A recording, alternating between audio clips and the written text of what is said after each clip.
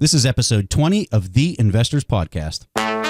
Broadcasting from Bel Air, Maryland, this is the Investors Podcast. They'll read the books and summarize the lessons. They'll test the waters and tell you when it's cold. They'll give you actionable investing strategies. Your host, Preston Pish and Stig Broderson. All right, how's everybody doing? This is Preston Pish, and as usual, I'm accompanied by my co-host Stig Broderson, and this is lucky episode number 20 of the Investors Podcast. And as always, Stig and I are so excited to have you guys in our audience. And so if you haven't noticed, I am very pumped up for today's episode. In fact, I've been anxiously awaiting for this episode for over a month. Our guest is the one and the only Pat Flynn from the Smart Passive Income Podcast. Pat, I cannot thank you enough for coming on our show today. We are just so thrilled to have you. Hey, thank you so much for having me on. And I'm definitely not the one and only. I think if you look up Pat Flynn in Google, there's like a million of us. But I'm so happy to be here. I'm the one from the Smart Passive Income Podcast. Quick question for you, Preston. Does anyone ever call you the Fresh Prince of Bel Air since you're in Bel Air, Maryland? No, I love the name. It's just rough. Bel Air reminds me of, Will Smith from Fresh Prince of Bel Air here in California, but you're in Bel Air, Maryland, which is pretty cool. It's a big difference between Bel Air, Maryland and Bel Air, California, let me tell you. Oh, that's awesome. Well, thanks for having me today. So thrilled to have you. So in addition to Pat coming on the show today, we have our good friend Hari Ramachandra from bitsbusiness.com, and he'll be here to help us ask some questions with Pat. So Hari, always a pleasure to have you. Thank you, Preston. And Pat, it's a pleasure and an honor to join Preston and Stig today. I've been following you since 2009, and you have inspired me and also given me a lot of resources and help. And thank you for that. Yeah, my pleasure. That's awesome. 2009. So you're one of the early Pat Flynn followers. That's crazy. Yeah, early bird. So as you guys know, Stig and I, we're always talking about investing, and we're typically talking about one type of investing, and that's buying assets that already exist. But today we're going to do something a little bit different. We're going to be talking about the other side of the coin and discuss asset creation. And let me tell you, there's no better guest to have on the show to talk about asset creation than Pat Flynn. This guy's the real deal, and he's a person that we absolutely track. Like you heard Hari say, he's been following Pat since 2009. So probably the person that we track on the internet more than anybody else. And I know that might sound a little bit stalkerish there, Pat, but it truly is the truth. And so we're really pumped to have this interview. You're a pretty special guest for us. So we're going to start off the episode with a little bit of a story. And so the way that this starts is back in May of this past year. Stig and I were out at the Berkshire Hathaway shareholders meeting where Warren Buffett has a shareholders meeting. And whenever we were leaving, I was getting on a plane and flying through Dallas back here to Bel Air, and I ran into Hari. Never knew Hari before, and he was wearing a LinkedIn jacket. And so the two of us just started chatting. And so we were talking about accounting and like investing and like all this hardcore like balance sheet stuff. And while we were on the plane, so we got on the plane. So we were talking before we got on the plane. We get on the plane, and as luck would have it, who am I sitting next to but Hari? So we keep our conversation going, and Hari goes to me. I said, I'm going to send you this book that Stig and I just wrote. And Hari says, well, do you know this guy, Pat Flynn? And I said, I have no idea who that guy is. And no offense, Pat, I'm sorry. No, none taken. But I said, I have no idea who that is. And he says, you need to go to this guy's website and check this guy out. And I said, okay. So he shot me a link after I got back, and I go to this guy's website, this Pat Flynn, and I pull up his site, and I was literally floored. I was just like, what is this? And like right there on the front of his page, it says, I'm your crash test dummy for online business. And I'm like getting kind of curious. And I see that this guy has an income statement on his website right there for like the world to see. And I click on this income statement, and I'm going through it. And like, you got to realize that's Stig and I's forte is income statements, balance sheets, cash flow statements. Like we live in that stuff. And so I'm scrolling through this, and I'm looking, I'm like, this guy just made like, whatever it was, $25K on, this one item. So then I click on it, and I'm looking at, and I mean, I am just pouring through his page, and then I see that he has a podcast. I have never listened to a podcast before in my life. Never. So I click on the podcast and I subscribe, and I was like, I'm going to try this out. I've got an iPhone. Let's try this thing out. So I see that he has a interview with this Pat Flynn and Tim Ferriss, who I knew, or knew of. And so I listened to this podcast, and I'm driving in the first day, and I'm listening to this. I was like, this is freaking gold. Like, this is amazing. Like, why am I not doing a podcast? Like, this stuff's unbelievable. And so I'm just listening to the next one. I'm like hooked, like absolutely hooked. And so I had to tell you that story, Pat. I really did. I had to get that off my chest because, dude, we would not have this podcast if it wasn't for you. I'm serious. Like, I didn't even know what one was. And so I didn't realize that you guys have the show because of me. That's pretty freaking cool. That's awesome. Thank you for sharing that with me. Dude, it was literally a week later. I was on Lance Ravenscraft's website 1 week after I listened to the first podcast. I literally bought every single thing that he recommended. Like right then and there, I was like, this is what I'm going to do. Like, it was like all these alarm bells went off. Like, this guy is showing you the path of what you need to do. And we just went out and I mean, we went after it. I mean, this shareholders meeting was in May, and we bought all this stuff, and I saw your site. I probably didn't do anything more for like another 3 months. And then I went back to it, and then I listened to the podcast, and then we've stood all this up within that short amount of time. So that shows you what this guy is putting out there. And you know how much we've paid Pat for all this information and stuff that he's given us? We've paid him nothing. He has literally put all this out on the internet for free.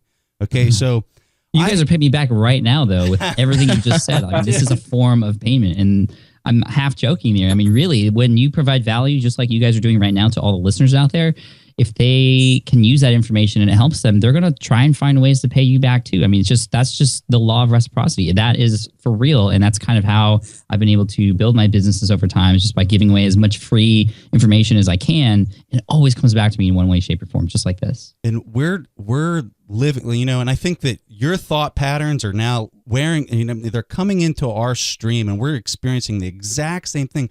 If there was like a theme for like 2014 and the start of 15, it is reciprocity. That's the thing that we're learning more than anything else. So that was a long intro. I did not intend on that taking that long. Okay, I really didn't. But I had to say that because you have no idea what you have done for our podcast, for our websites, for everything. It's just totally amazing. So with all that said, I'm going to fire away the first question. Boom. So Pat, you're becoming a household name. I really want you to tell our audience your story because they might not know it. Tell them your humble beginning of getting laid off as an architect, and then walking them through the general steps you took to do what you love, to stay true to who you are, and eventually crush it by pulling in $116K in a single month back in 2013. Yeah, I mean, man, it all kind of started when I got pulled into my boss's office at an architecture firm I was working at.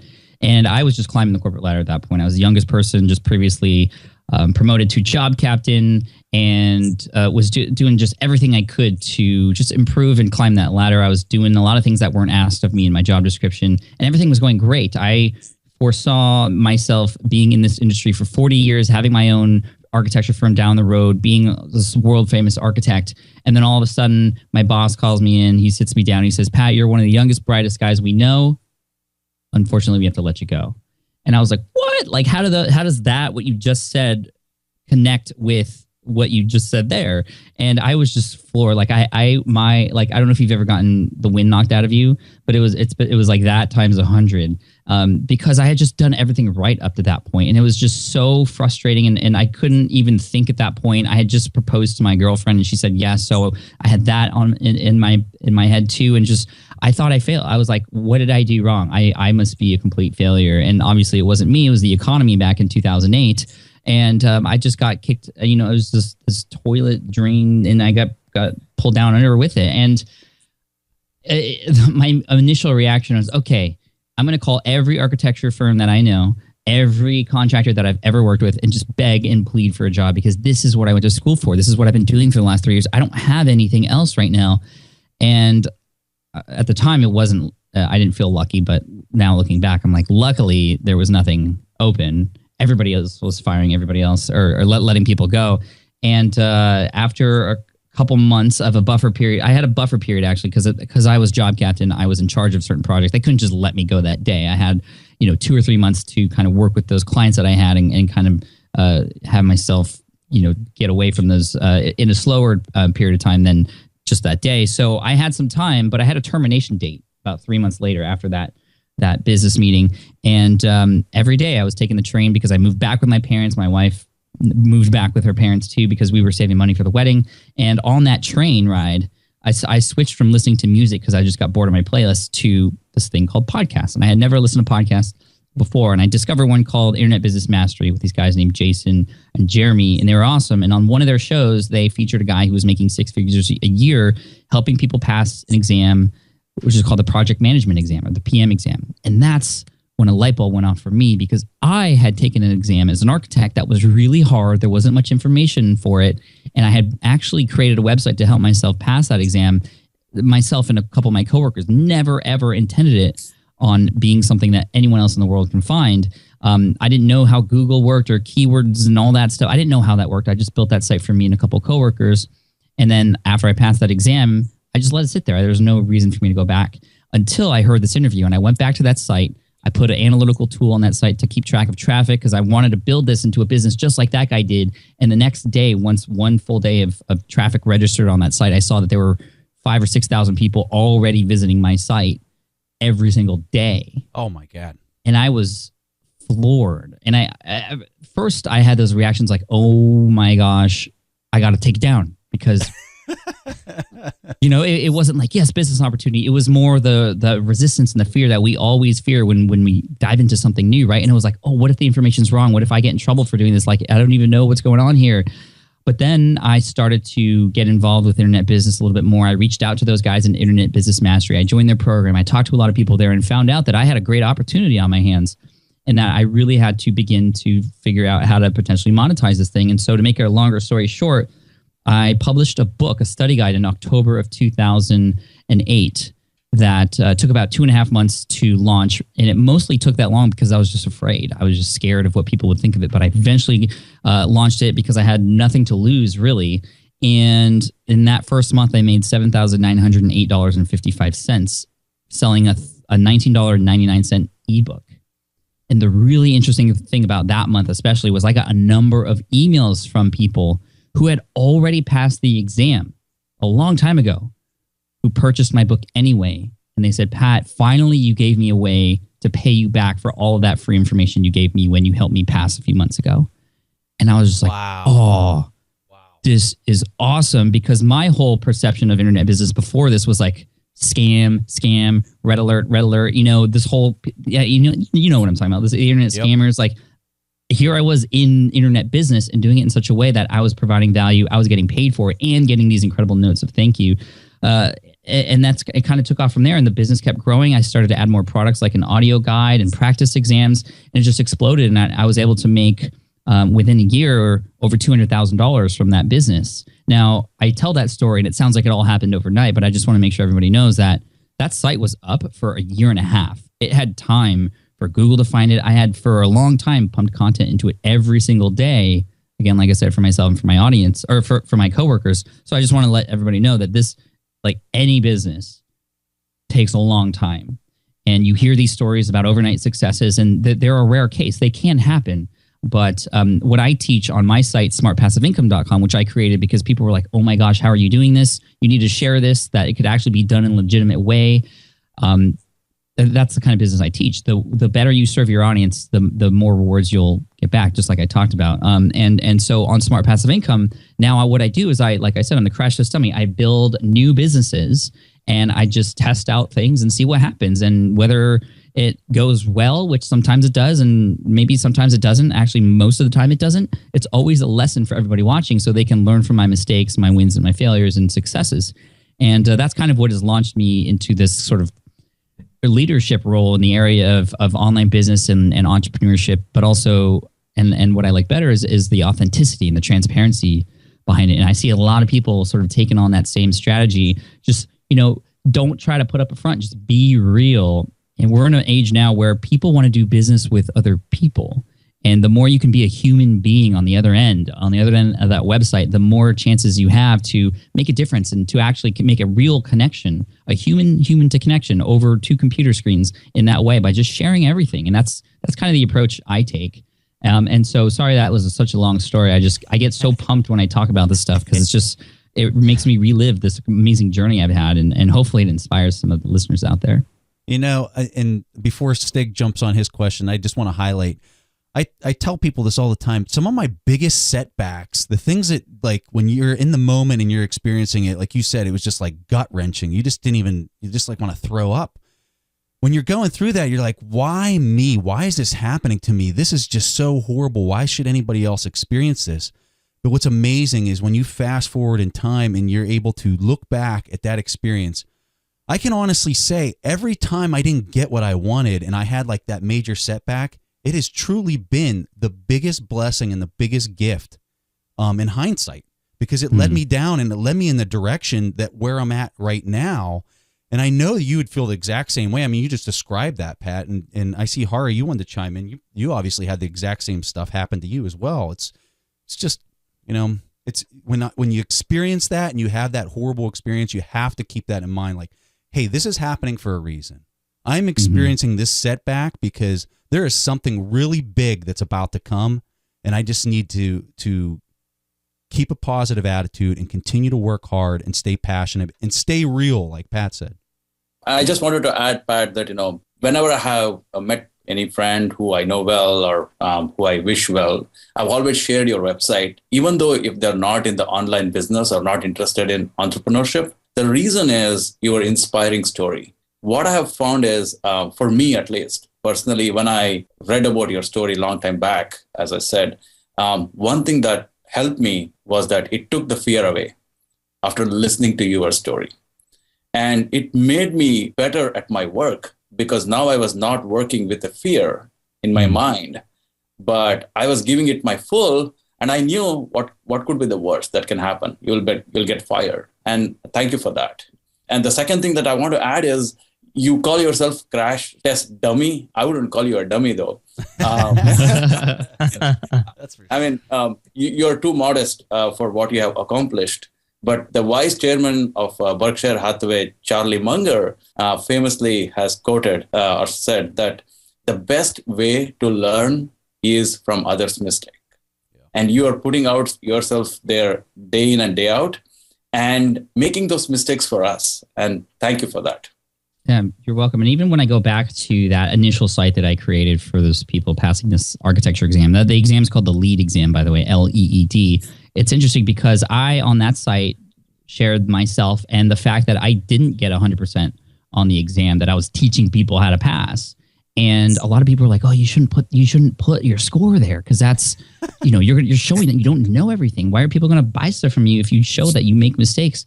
But fast forward a little bit after that conversation, the United States Green Building Council, who administers that exam, they came out with their own study guide to compete with mine. And I think it was a direct result of seeing how successful mine was. And I thought I was done. I thought, oh, why would people buy from Pat, who got 183 out of 200, when you could buy a set of study guide things from the actual company that puts on this exam, who writes the questions? My sales went up a lot when that happened. And it was because people connected with me. And the fact that I was a real person on the other end with a face, with a name, somebody who was actually in the same seat as they are in now, back in the day when I took the exam. And so, yeah, just being real. I mean, that's really what it's all about. And I love what you were saying there, Preston, about the whole, you know, it's not things happen for a reason, right? And that's cliche to say. We hear that all the time, but it's true. But it's not just what happens to you. It's how you react to it. Yes. To what happens to you. Yes. Every time something happens to you, that's the universe or whoever you want to think of saying to yourself, okay, here's your test. How are you going to take this next opportunity? I think it was a Greek Stoic philosopher Epictetus who said it's... I pulled up the quote here because I knew I was going to butcher it. He said, "It's not what happens to you, but how you react to it that matters." And it's so true. And looking back at that layoff, maybe I didn't react to it in the best way right away. But I mean, it's okay to feel terrible about situations when those things happen. but then you eventually have to just wipe off that dust and move forward. And you can either move forward or move backwards. And hopefully we'll all move forward when these things happen in our lives. And I've always found that when, like you said, when I've talked to several other entrepreneurs, they have a similar story. Something tragic happens or something where they have to make a huge decision, and then they find that success. I mean, I hear that over and over and over and over again. That's not to say if you have a job and you don't like it, you should just quit tomorrow and then something amazing will happen. But I mean, there's something to be said for that. I think because I got laid off and didn't have a plan B, I made decisions that I wouldn't have normally made if I still had my secure job. I took risks that I wasn't normally used to taking. But again, I was just like, you know what? I have to take this risk because I would much rather live a life full of oh wells than a life full of what ifs. Yeah. So, Pat, great points. My question is that, there are many people out there that have ideas and would love to create their own assets, but I think that they're scared and perhaps they don't know how to start. Where do you think that people should start? Perhaps just general advice.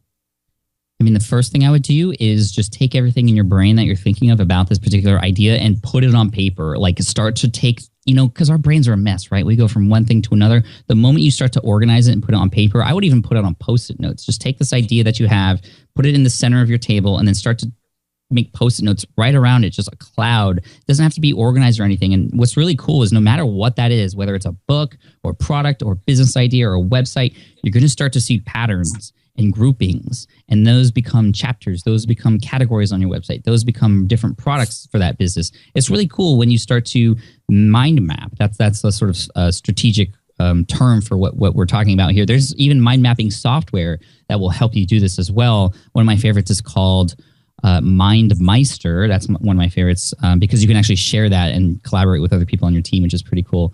Or there's another one called Free Mind, which is a free one that you can use to do that as well. But I just love using old school pen and paper and notepads and things like that. Another thing I would do when you have this idea is talk about it with people. Now, this might sound counterintuitive because you might think, oh, well, this is my idea. I don't want anybody to steal it, right? And I get that.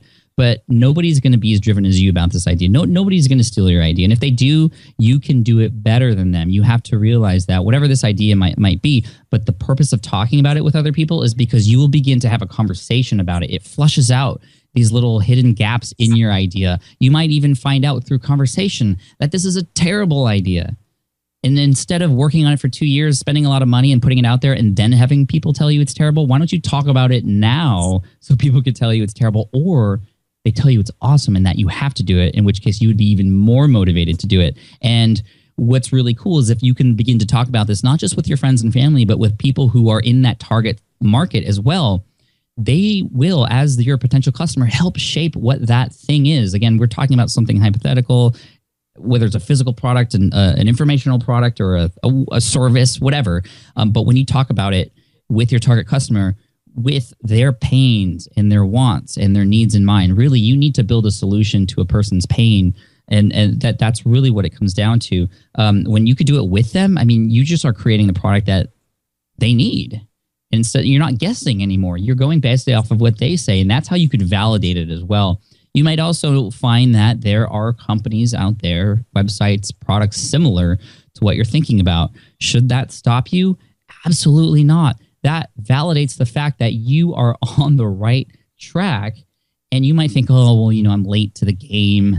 I'm at a disadvantage. No, you're actually at an advantage because you're coming in late in the game, meaning you can see it from a bird's eye perspective and see how that audience is being served and where they're not being served. And you can come in as the better solution. And you don't have to reinvent the wheel here. You don't have to create try to reinvent walking like the Segway tried to do. And what do Segways do now? They just roll down the boardwalk with their little tour guides, right? Like you don't have to reinvent something. You can just take something that's there, an idea, and make it yours, put your own voice behind it, and make it better and serve that audience better than they are being served right now. So those are a few tips for you in terms of validating your product. And then from there, it's just a matter of finding the right platform or the right people to work with to help you put that together and get, at the same time, it's really important and I didn't know if we were going to cover this later, but it's also really important to connect with other entrepreneurs as well. If this is a path you want to go down, whatever it is that you're interested in, you should always connect with other people who are interested in the same thing as well. It's human nature to be a part of a group. And I can't tell you how important being a part of other entrepreneur groups has been for the success that I've had, because I've gotten so much great advice. I've been held accountable by those people. I am in 3 different what they call mastermind groups. Napoleon Hill talks about it in his book, Think and Grow Rich. There's the power of being in a little group, maybe 5 to 6 people. Some are bigger, some are smaller, but you hold each other accountable. You talk about each other's goals. You share the same values and you work toward the same thing. You don't have to be in the same niche or market, but as long as you're all there and focused on helping each other. And it's the power of basically the way these meetings, these mastermind meetings work is one person is in the hot seat. That person shares something they need help with or a problem that they're having, and everybody else collectively helps that person out and just has a discussion about it. Like, this is such powerful stuff. That has to be in there as well. And I would get involved with that sooner than later. Hari, you're up. Okay. A lot of things you just mentioned is on your website, and as well as your book as well, Let Go, which I thoroughly enjoyed reading. Thank you. However, my next question is about branding. Back in 2011, I listened to your talk to the Financial Bloggers Conference, I believe. I might have the name wrong, but I loved the talk. One of the things that caught my attention was the concept of branding. At that time, I was working at LinkedIn, which is all about building brands or all about helping professionals build their own brands. And when I listened to your talk at that time, I was happily employed at LinkedIn. I had no issues. My job was safe. So I had no intentions of starting something on over. I wanted to know, how can I use this platform that you talk about, the websites, the podcast, to build my brand as a professional or as a business owner to help me in getting better job opportunities or better consulting positions, for example? Right. Well, I mean, the platform itself, the blog or the podcast or the video channel or whatever it might be, that becomes your platform, essentially. That becomes your area where you can share messages and help other people who discover it tell what you're all about and what you have to offer them and how you can help them.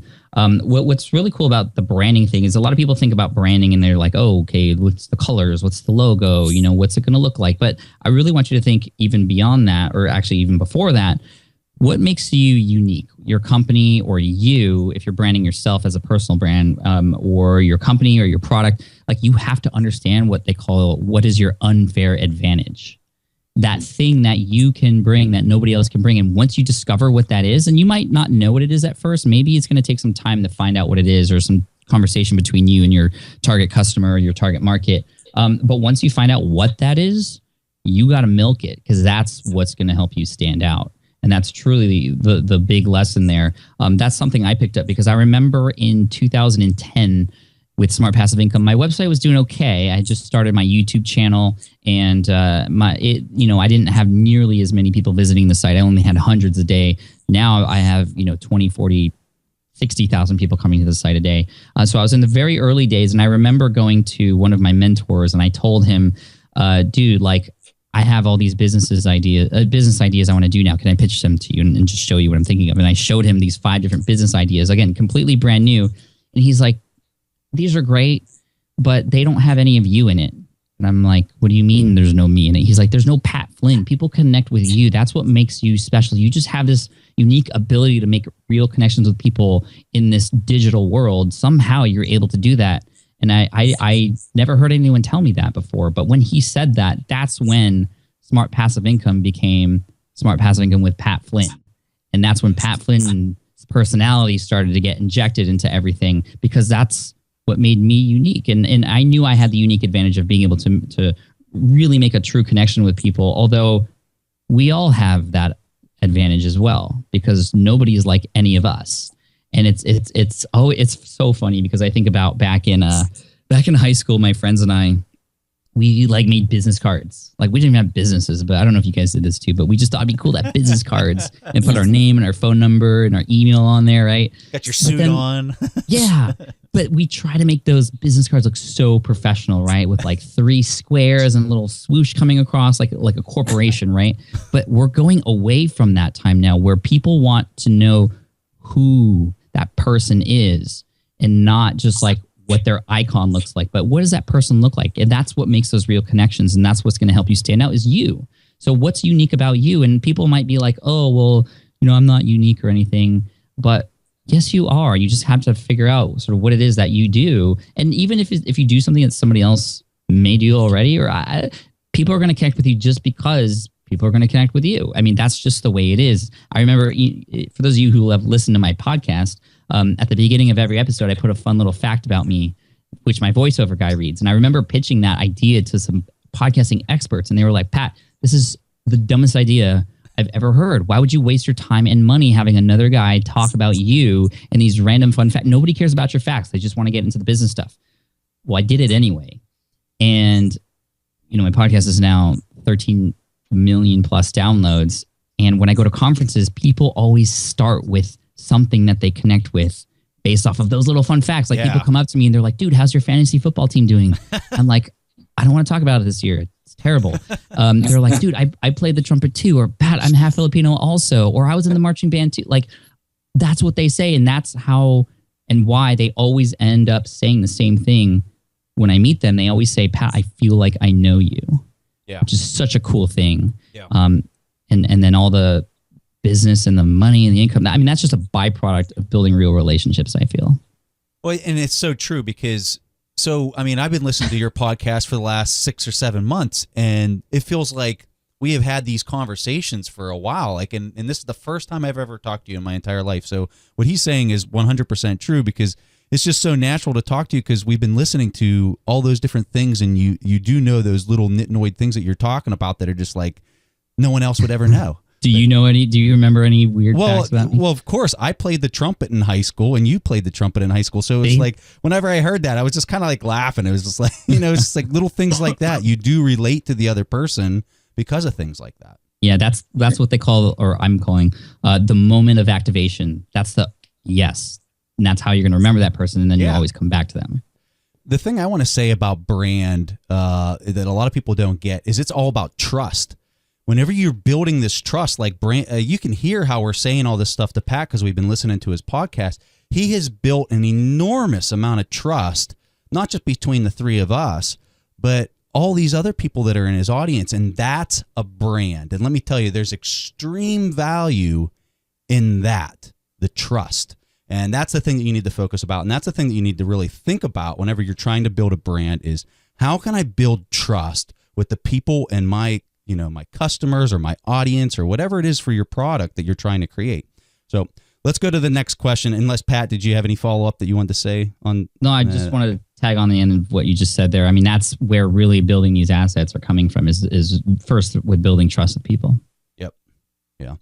Okay, so one of the things that I try to tell people is the rewards to creating an asset versus buying an asset are like being in two different universes. People often invest in the stock market thinking that they'll become a millionaire in a few years and if they only have a few good picks.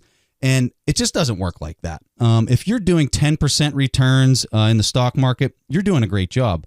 But if you create an asset, you could literally have 1,000% return if you create value for your customer. Could you tell our audience how you've created a couple different assets with little or no startup capital and the income that those assets have produced for you? Sure, absolutely. One of them was a case study that I actually shared live on Smart Passive Income. I sort of built this site over time, and I wanted to just show people you can build a website, and here's how you do it. And it could even be in a niche where you don't really know much about. You just want to be there to serve that particular audience if nobody else is already doing that.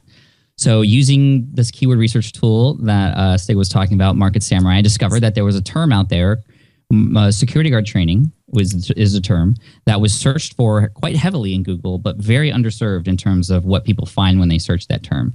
And there's a lot of sort of numbers and things that go along with that, but I won't get into that here. And so I decided, okay, I'm going to build a site that's going to help people looking to figure out how to become a security guard.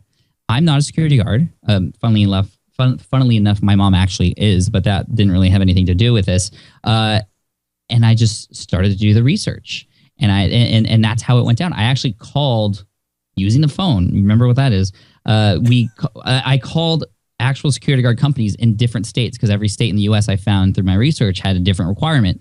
And I just called and said, hey, I would love to know how to become a security guard in the state of blank. And then created the best website out there that shared that information. And that site, since I created it in September of 2010, has been at the top of Google because it just provides that valuable information that people are looking for really easily. And it's been there for over 4 years. And every month, it's generating between $2,000 and $3,500 for about 30 minutes of work per month in terms of just making sure it's still running and still just checking stats and optimizing it. I mean, that's a pretty darn good investment if you think about it. And in terms of what it cost to build that investment or asset, it probably cost, let's see, the domain itself, maybe $6.95 per month. And an email list service provider, maybe another $20 per year on top of that, and time. That's essentially it.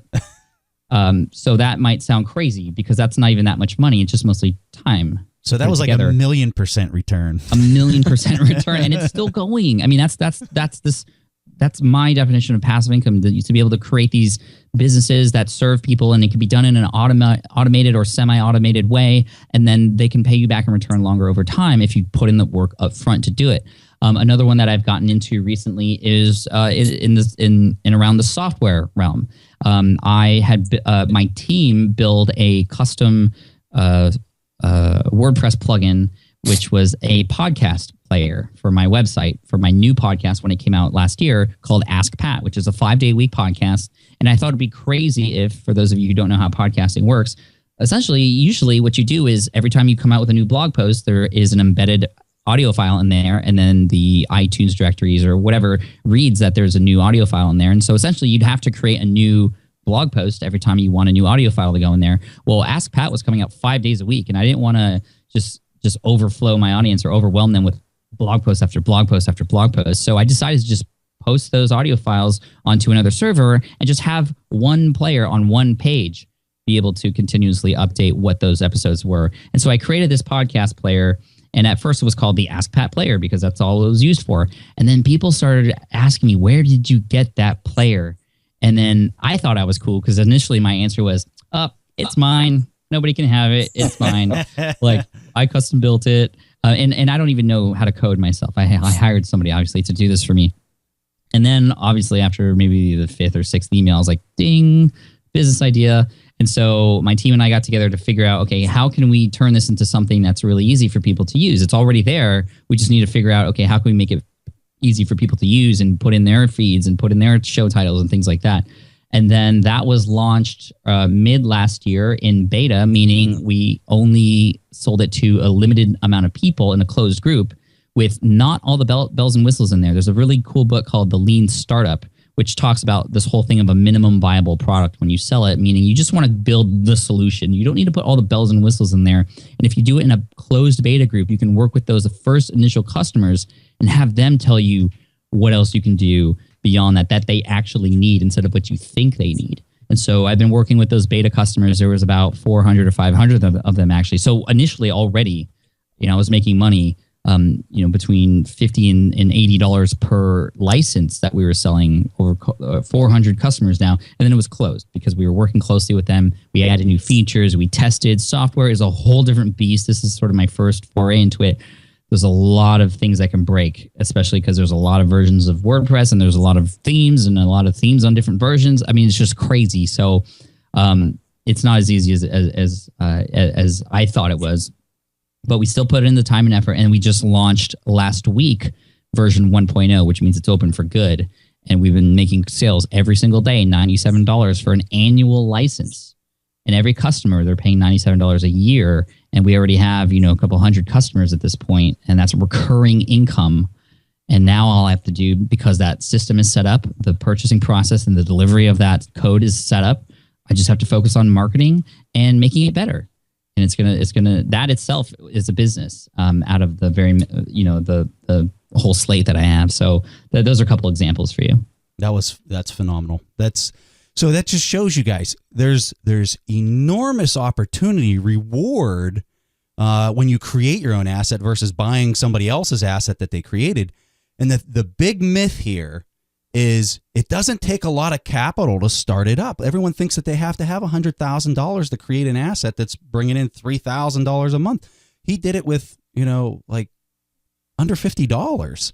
Yeah, I mean, the software did obviously cost a little bit more because I had a developer team and stuff. But I mean, really, in that case, maybe I invested $15K to get all that set up. And then, we were in, positive numbers halfway through the beta period. And now everybody who comes on and signs on is pure profit. Yeah. Minus like the recurring sort of $6 for the domain. Yeah, absolutely. Okay. Hey, Stig, go ahead. So, Pat, I think that everybody who has been following you know that you have a lot of different projects going on. And I'm just thinking, where do you get the inspiration for which assets you create? I mean, a lot of the inspiration comes from my audience and what they need, just like that player that I was talking about. I mean, that was a direct result of people asking, hey, I need something like that. And when you build an audience, even if you don't have a product yet, you maybe have a message or something that you're good at that you just are showing people how to do. If you just listen carefully, you're going to hear your audience tell you what they need. And that's where a lot of the inspiration should come from, your target audience. Now, it obviously comes from a lot of other places too. I mean, for the day in and day out, my number one inspiration is my two kids. I have a daughter who's 2 years old. My son is 5. And they, especially my son, I mean, he knows what I do now.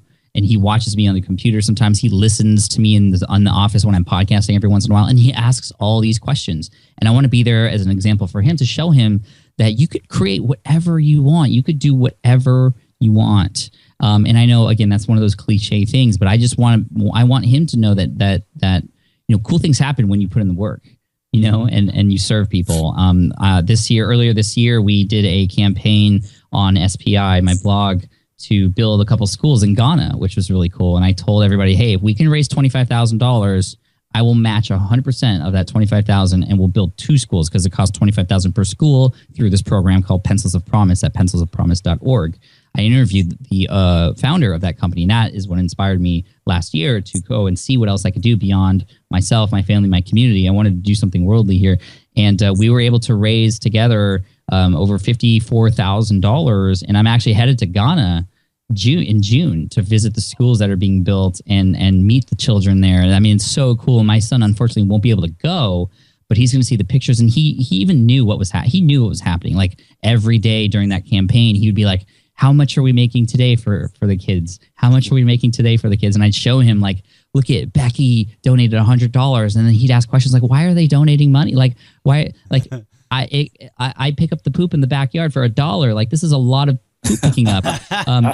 And I'm like, you know what? People are willing to pay it forward when they see that other people are in need and they know it's going to come back to them in one way, shape, or form down the road. I'm trying to teach that as much as I can to my kids, and that's where I get most of my inspiration from. Is actually thinking about them when they're 40 years old, having a conversation at a cafe. They're married and they have kids too, and just getting together one Thanksgiving, and be like, talking about mom and dad. Like what's that conversation going to be like? I want it to be positive. I don't want it to be like, oh man, they were so mean or they never amounted to anything. I wanted it to be, we were lucky kids. Yeah. That's awesome. And Pat, I think the thing that a lot of people don't think about as well is you're talking about how it'll come back to you. But the thing that I think a lot of people don't understand is the compounding impact that happens whenever your son interacts with another person and he has a positive impact on them. And then that person then goes on and has and it spreads like wildfire. And it's compounding and it's exponential. And that's the thing that that's where I get in my thoughts is it's not like it's just coming back to me. It is going to another person, and then it's just spreading. And it makes you just realize I'm truly just creating this world around me all the time. And I'm thinking, if I keep doing that and I keep acting in that manner for another 20 or 30 years, what's the world going to look like? It just blows my mind, right? It just blows your mind when you think about it. And I'm not like the start of this. I mean, I am for people who I'm connecting with, but I'm doing it as a result of Jason and Jeremy, who did it as a result of somebody else who did it. It's just like the way the world works. I mean, I just love all that positive energy. That's why I always do every day. I try to do one just random act of kindness. This is something I try to teach my audience to do every once in a while. Just be randomly kind to someone today. Like just the effects that could have on a person's life, which could have another effect on somebody else's life. Like one day I went into Starbucks, and I just do this every once in a while. I bought the person behind me a coffee, And he happened to be there with his son. They were having a terrible day, I found out, because after I bought them that coffee, they wanted to just sit down and chat and ask, like, why did you do this? And I think he knew that this was awesome and wanted to be an example for his son. But I found out that the son had accidentally broken his mom's iPad, and the mom yelled at him, and they were just having a terrible day, and he felt terrible and just felt the whole world was crushing on him. You know, he's only like 8 years old. And then when he was just so taken aback of strangers' kindness. Yeah. And I know that this is something that this kid, like years down the road, I mean, he's obviously not going to think about it every day, but maybe one day he'll think about it and do something for somebody else. Yep. Definitely. So, Pat, one of the quotes in your book, Let Go, I really liked and try to kind of, still make sense of it, is by Tony Robbins. You say the path to success is to take massive, determined action. And I know you exemplify that, and you have been doing it for years. However, when I started building my blogs, I have failed at many of them so far. And a lot of reasons is what you have already pointed out. Some of them was lack of interest. Some of them I just did it for kind of, trying to figure out or looking cool. In the end, as you say, that your success is a byproduct of how you are serving others or how you are helping others. However, my question is, how do you go about, or how do you advise for somebody who is starting to build his own blog or website? I have seen a post where you have chronicled the evolution of your blog or smart passive income, the user interface. And I can see that it was pretty basic in 2008, but by 2009, it kind of got evolved quite a bit. So what is your advice? Like, should somebody focus on the look and feel of the UI right from the get-go, or wait till he collects some good audience? And do you have any recommendation for any web designers or so who are good at helping out beginners? Yeah, I mean, there's a couple of things there. You were talking about massive action, and that's important. You always want to take bold actions with what you're doing, or else, little actions, little results, big actions, big results. But with that being said, I mean, notice it's massive. Take massive action. It's not take massive perfect action.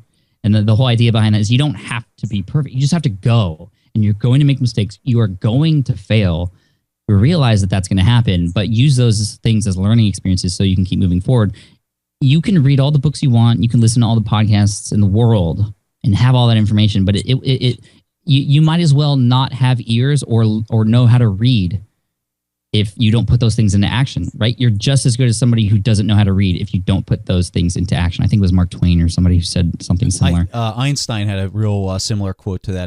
Did he? Too, as far as just saying... It could have been Einstein, yeah. You can't just read all day long. You have to go out and you actually have to create, and you have to apply what you're learning and be creative. So... Right. And the thing about that, and the reason I bring this up first is it doesn't have to be perfect. It's just you just got to go.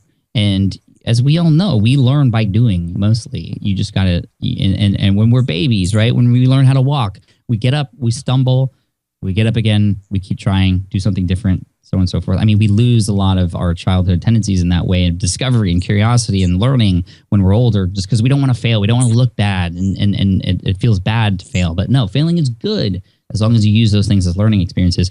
And to your other question, or to your question about the user interface or what the website looks like, it's hard for me to look at those the archive of what my site used to look like, because those were terrible. But I hope that shows you I took action, and it wasn't beautiful action, but I just had something up where I can begin serving my audience. I put myself in a position where I could finally start writing content. And even when I started the podcast, I remember I recorded episode number 1, which came out in July. In May, and I recorded that 3 different times because the first time wasn't good enough. The second time, I actually had scripted the whole thing. So it was like 20 pages of what I was going to say, and it sounded too robotic. And the third time, I was trying to do some blend between the two, and it just didn't sound right. And the fourth time I recorded it, finally, I was just like, you know what? Screw it. I'm just going to go. I'm not even going to edit this, and let's just see what happens. And then over time, you'll notice, if you've been a long-time listener, it improves over time because I'm just doing it. And the same thing goes with your user interface and your website. Put yourself out there. Just get something that works. and focus on what's actually going to help people. And then over time, you can make it perfect. You could change things, tweak things, and you're going to discover that some things that you may have thought that you would have wanted when you first started maybe doesn't even need to be there. So, do yourself a favor and don't worry about it. I think a lot of people use design specifically and the way things look as an excuse to moving forward and doing those things that are actually scary. Blog design, yes, there might be a theme out there that's perfect. There might be a way to just tweak a little bit of code so it looks better. But that's just a hidden form of procrastination, I feel. You got to just take action and actually get something out there that can actually help people. Perfect. All right, Pat, we're getting close, and I don't want to go over the hour because I know. Yeah, I talk a lot. I'm sorry. No, I don't want to go over because I think you're probably going to go to the beach after we're done here. No. All right. So, Pat, can you describe the importance of persistence and being passionate about what you do? I have no doubt that those two factors had led to your enormous success. But for a lot of people that are interested in creating their first asset, starting out with that foundational level, I think that those two things are extremely important. So I just was wondering if you felt that way, and if you do, just kind of describe the importance. Yeah, persistence for obvious reasons, like we've just covered. You got to keep going. You're going to fail. You're going to make mistakes. You got to keep going. And I think what's really important about that is understand why. Why should you keep going? And it's really hard to forget why sometimes. And for me, I'm very lucky because my why runs around all day, sometimes naked or in their underwear. But I'm talking about my kids, by the way. I'm not.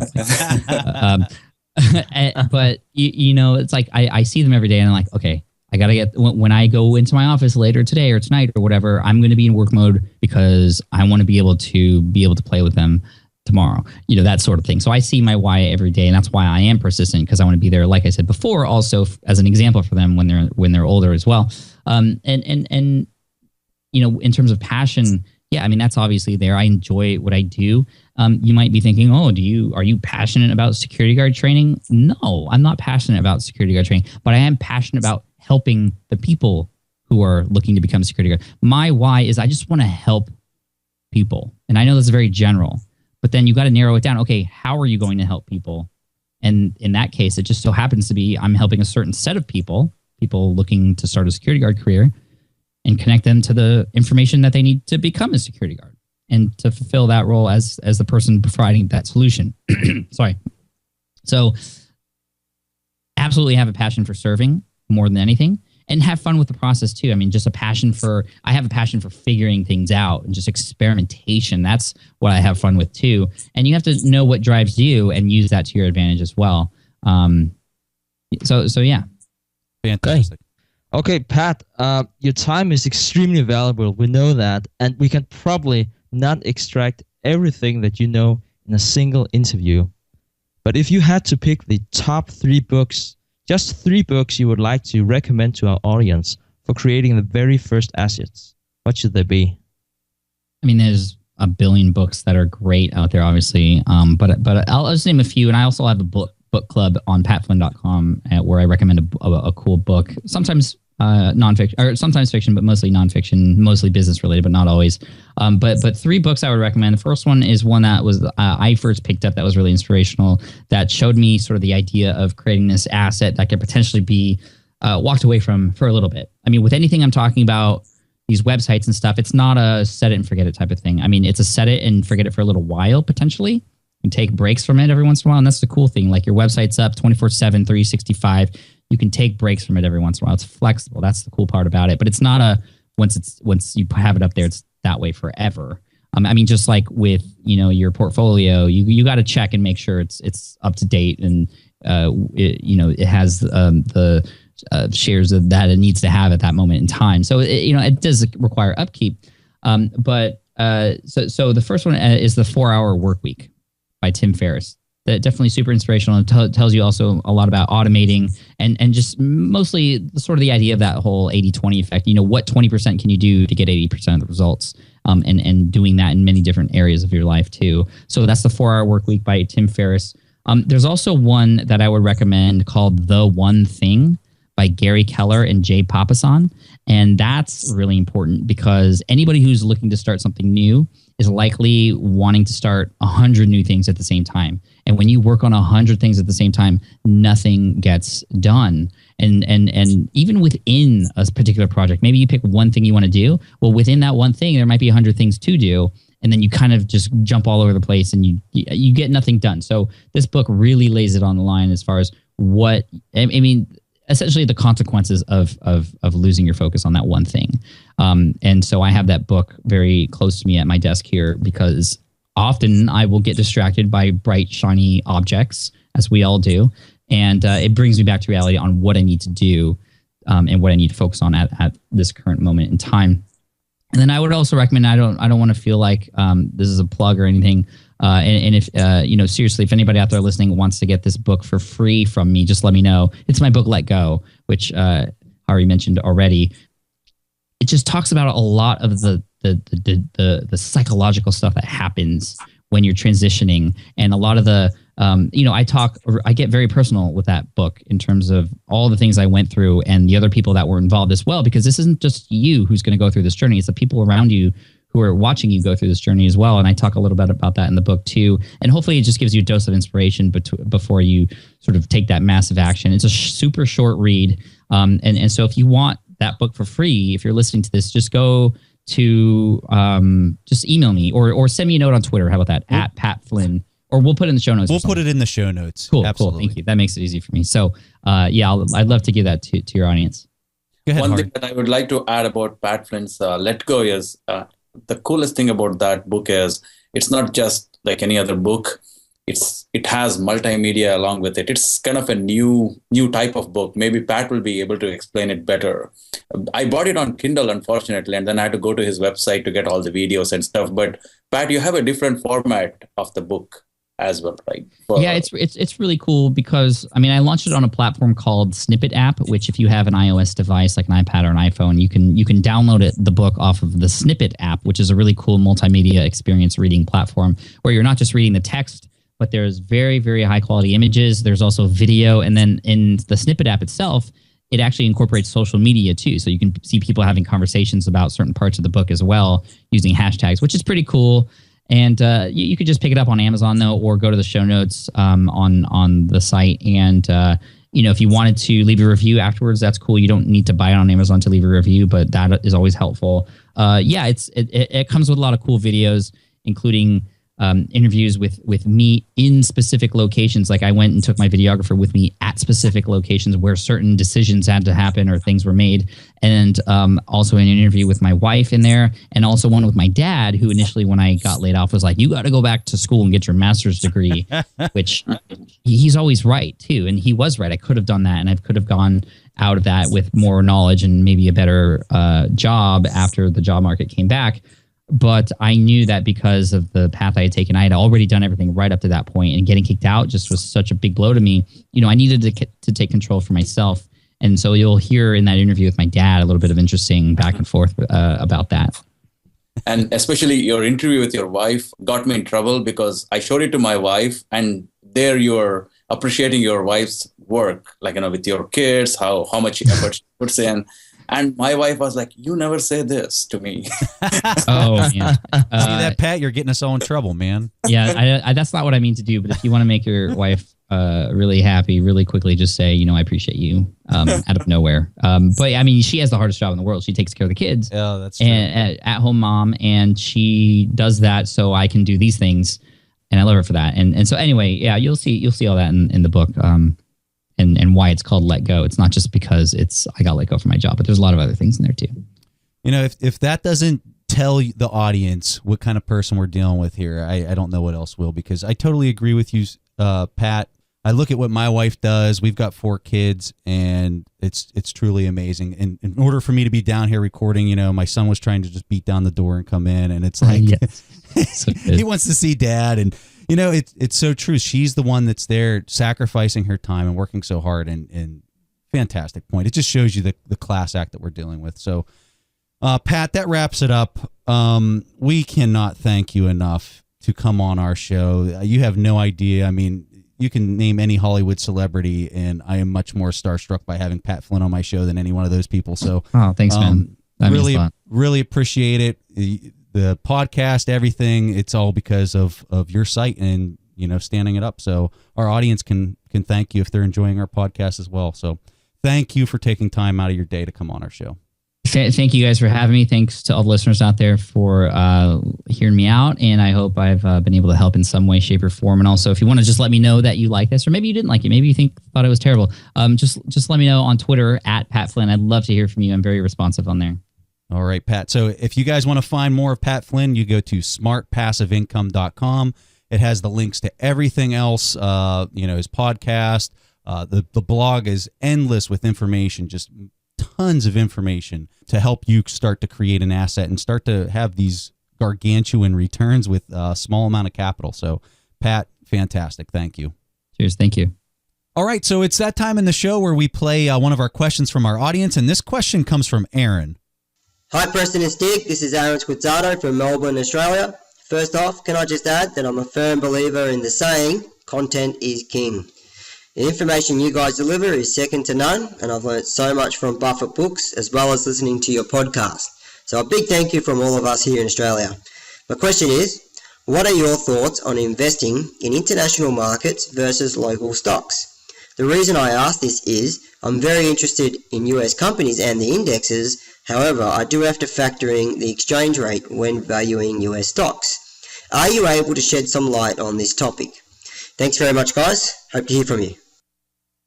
All right, Aaron, fantastic question. And this is a question that we also get asked a lot because a lot of our audience is international. So, Stig, being in Denmark, I'm sure you have a good response for this one.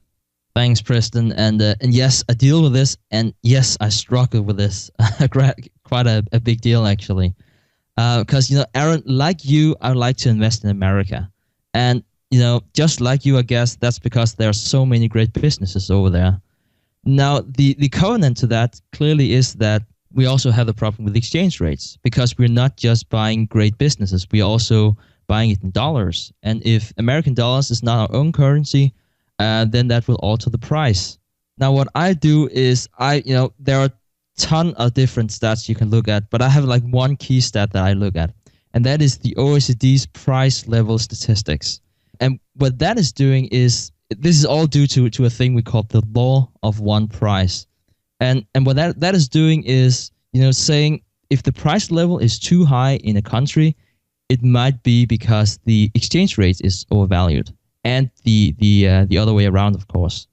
Simply because you should think as exchange rate as the price of another currency. So just like you can have a good that is overvalued or undervalued, in other words, expensive or a cheap good, you can also have an overvalued currency, which means it's an expensive currency, or undervalued currency, which means it's cheap currency. So it's actually just the same thing. So just to sum this up, we know that in the long run, the price level and the exchange rates, because they're measuring the same thing, they're going hand in hand. So by looking at this, very neat stat, you have a good indication of whether or not the currency is undervalued or overvalued. So, Stig, correct me if I'm wrong, because I don't really deal with this problem a lot. So really the first step would be, let's look at the valuation of the currency and see if we can get past that gate, like almost treat it as like the first check that you've got to get past. So if your currency is undervalued, that's a good move for you to be able to step into a foreign market and then buy stock. If it's overvalued, well, then you might kind of get double hit as you go to the next step. Then as you go to the next step, then you got to do the valuation on the index or the market or the stock that you're getting ready to enter into that foreign country, probably the United States. So that's kind of like your two-step process as you're going through this. So if you can't get past that first gate, well, then that's where you need to look domestically at stocks internally and make that decision on what you can buy in your domestic country because of the circumstances of maybe where the currency's at, so you don't take on that risk of getting double hit. Hey, everyone, we're so excited to have you with our podcast. Please share it with your friends. The more people, the better. We're really trying to build a community here. And I don't know if anyone's ever checked out our forum. I don't think we've ever talked about our forum. But if you go to warrenbuffettforum.com, That's where Stig and I hang out, and that's where we field a lot of questions. Whenever people send us questions, we often refer them to different posts that we've had in there where we've already answered the question potentially. And there are some really smart people hanging out in our forum. So definitely check that out if you got some questions. And if you want to send us a question and potentially have it played on the air, go to asktheinvestors.com and you can record it there and we'll play it live. And if we play it live like we did for Aaron, we'll send you a free signed copy of our book, The Warren Buffett Accounting Book. So that's all we got for today. I hope you guys enjoyed Pat Flynn. We were pretty excited. I don't know if anyone noticed, but it was a great episode. Hari, thank you so much for coming on the show. You guys can check out Hari's blog at bitsbusiness.com, and we'll see you guys next week. Thanks for listening to The Investors Podcast. To listen to more shows or access to the tools discussed on the show, be sure to visit www.theinvestorspodcast.com. Submit your questions or request a guest appearance to the Investors Podcast by going to www.asktheinvestors.com. If your question is answered during the show, you will receive a free autographed copy of the Warren Buffett Accounting Book. This podcast is for entertainment purposes only. This material is copyrighted by the TIP Network and must have written approval before commercial application.